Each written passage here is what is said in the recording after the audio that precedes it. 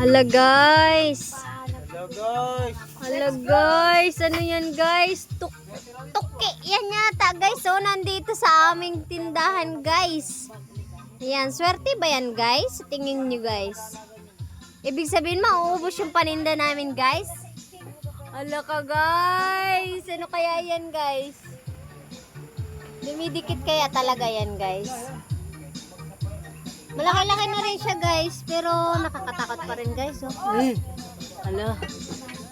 Hala guys, ano kaya yan? Ang mata nakatingin sa akin, nakakatakot. Pero hindi po natin yan papakialaman kasi syempre, ano rin niya ng Diyos. Binuhay din niya ng Diyos para may purpose. Ganon, may purpose yan. Kaya hindi natin papakialaman, pabayaan lang po natin yan. Tapos, andito lang siya sa sa ating tindahan.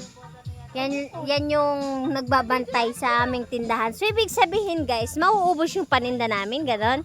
Ganon ba yun? Ayan.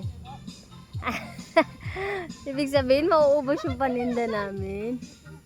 Hello guys, nakakatakot pa rin siya. Pero, hindi natin pakialaman yan. Kasi, naghahanap buhay din yan sa kanya. Kami nga, naghahanap buhay, diba? Siyempre, yung toko rin. Okay guys, bye-bye na muna. For now, bye-bye. Kasi, madilim na. Madilim na. Ayan. Madilim na dito. Kaya nga, ano na kami, ng ilaw. Ayan guys. Purong saba.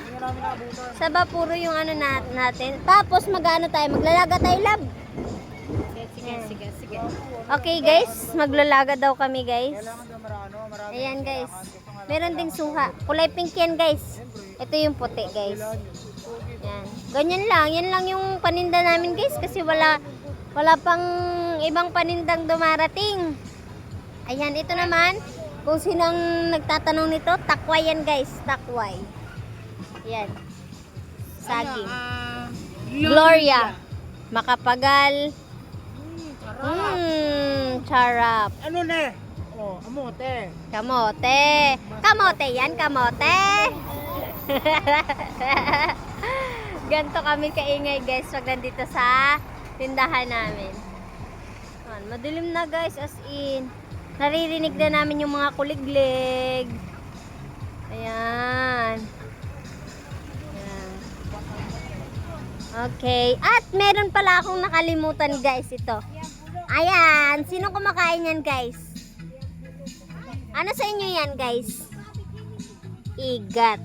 Yan. Yan yung nahuli ng mga pamangkin namin. Ayan guys. Oh. Dami yan guys.